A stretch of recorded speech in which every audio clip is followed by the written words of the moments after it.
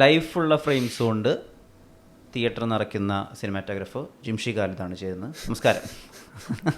ലൈഫുള്ള frames എന്ന് വെച്ചാൽ ഇപ്പം ഞാൻ 16 തൊട്ടിട്ട് സിനിമ ഫോളോ ചെയ്യുമ്പോൾ അനുരാഗിക്കുമ്പോഴത്തിൽ ഒരുപാട് നല്ല ഷോട്ട്സ് ഉണ്ടെങ്കിലും ആശശരത്ത് പൂച്ചയ്ക്ക് ഇങ്ങനെ മീനിട്ട് കൊടുത്താൽ പൂച്ചയോട് കമ്മ്യൂണിക്കേറ്റ് ചെയ്യുന്നൊരു ഷോട്ടുണ്ട്. അതിന് വല്ലാത്തൊരു ലൈഫുണ്ട്. അത് നമുക്ക് വളരെയധികം റിലേറ്റ് ചെയ്യാൻ പറ്റാറുണ്ട്.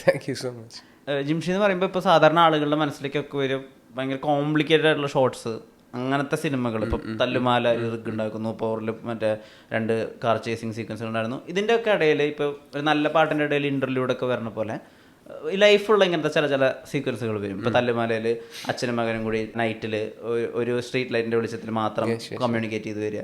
സോ തോട്ട് ഏറ്റവും അധികം പോകുന്നത് ഏതിലാ? ഈ പറയുന്ന സാധാരണ ഫ്രെയിമിലേക്കാണോ കോംപ്ലിക്കേറ്റഡ് ഫ്രെയിമിലേക്കാണോ? ചില സീൻസും ചില സിറ്റുവേഷൻസും ചില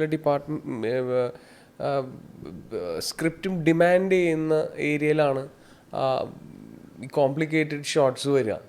നമ്മൾ ഒരു കോംപ്ലിക്കേറ്റഡ് ഷോട്ട് എടുത്തേക്കാം എന്ന് വിചാരിച്ചിട്ട് നമ്മൾ അങ്ങനെ ഒരു പ്രീ പ്ലാൻഡ് ആയിട്ടൊരു ഷോട്ട് വെക്കുന്നതല്ല.